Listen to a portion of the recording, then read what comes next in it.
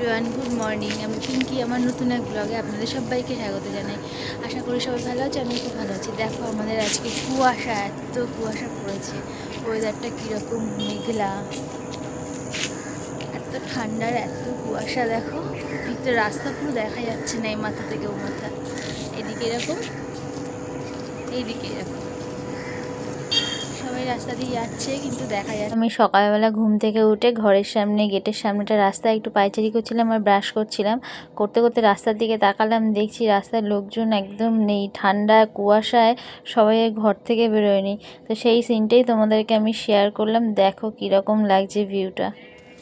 আমি রাস্তায় একটু এগিয়ে গেলাম, সামনে মাঠটা দেখাচ্ছি। দেখো মাঠের সাইডে জঙ্গলগুলো কুয়াশায় একবারে ঢেকে গেছে, এত কুয়াশা পড়েছে। মানে একদম ভোরে কুয়াশা ছিল না, 5টার পর থেকে মোটামুটি এত কুয়াশা পড়েছে। আর আকাশটা দেখো, মানে মেঘ করে আছে একদম। সকাল সকাল এত কুয়াশা, বেশ ভালোই লাগছে ওয়েদারটা, আবার ঠান্ডাও লাগছে একটু।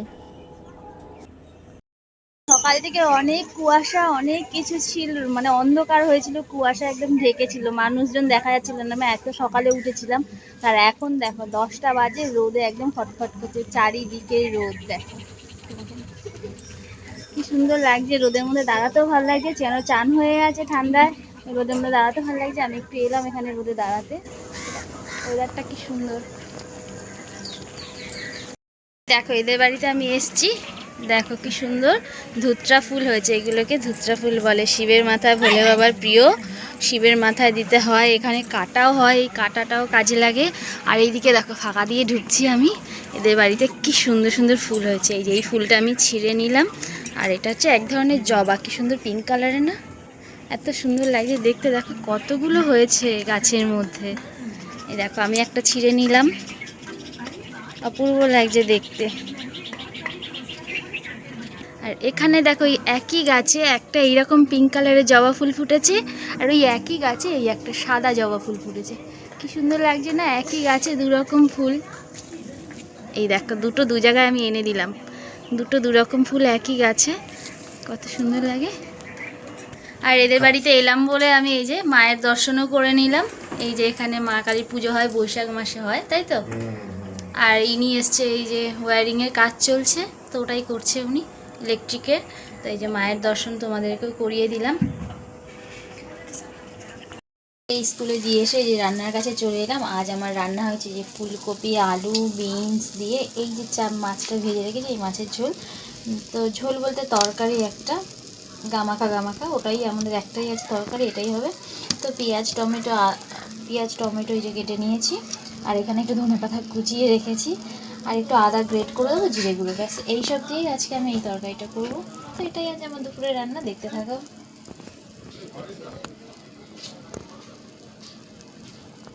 নামতে পারছি না, সিঁড়ির উপরে বসিয়ে দিয়েছে। নাববি না, যা পায়ে লেগে যাবে, কত ঝাপ মারলে। এই টাকা মুখের দিকে দেখা, কমাস হবে 1 মাস হয়েছে। ওই দেখি মুখটা দেখি, পপু করছে। কে বিস্কুট খাবি? বিস্কুট খাবি নাকি রে? দেখা ভালো করে লে, না ভাবছিলাম আমি ওখানে সরবো। আর ওই এদিকে আয় পুচকু, তোমাকে না। হ্যাঁ যাও, কোন দিকে যাবে?